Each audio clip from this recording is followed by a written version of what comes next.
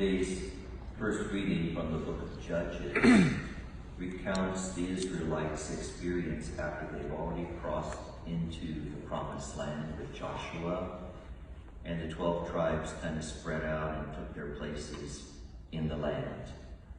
And even though God had accomplished all of this for them, even though they were in a covenant relationship with God, they slowly kind of fell in line with all the other kinds of people who were living there.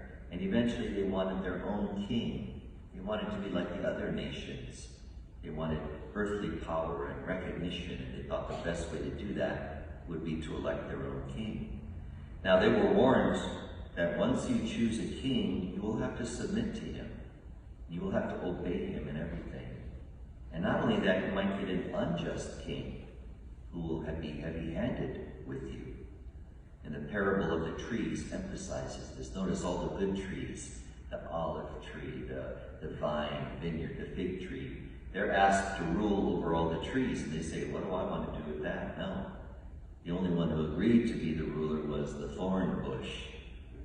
And the thorn bush said, you want me to be your ruler, then come and find protection under me. I guess the moral would be, you don't want a thorny vine ruling over you. In the gospel today, Jesus tells a parable about workers who are hired at various times during the day. And in the end, those who only worked an hour, because they were hired at the end of the day, get the same daily wage as everybody else. And this causes some dissension among the employees. This causes resentment and jealousy. But the real issue here is God's generosity. God is abundantly generous. God is pleased to reward people for their faithfulness, even though that faithfulness may come late in life. Maybe that's the message. I think the common theme for both readings is that God's ways are not our ways. He doesn't operate according to human conventional wisdom. He's not fair in the sense that human beings think about fairness and justice. God doesn't rule over us like earthly rulers or employers. God is perfectly fair, perfectly just. His kingship over us is based on love, not on status or earthly power or the need for glory. I think we should remember that when it comes to choosing our own leaders. We will never choose the perfect people to govern us. All will fall short.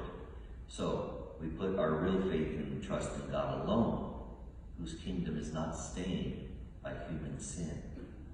And in the same way, God chooses to reward whoever he sees fit to reward. The parable leaves us wondering about God's ways with all the employees hired at different times, but paid the same. God's generosity cannot be outdone.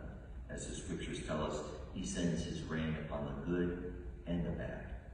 So in all things, we are invited to trust in God's governance and providence in our lives. Earthly leaders will let us down. There will never be a real sense of fairness in this life. Those whom we choose to govern us will fall short. I think the motto that we have to live by is a motto we should be familiar with. In God we trust.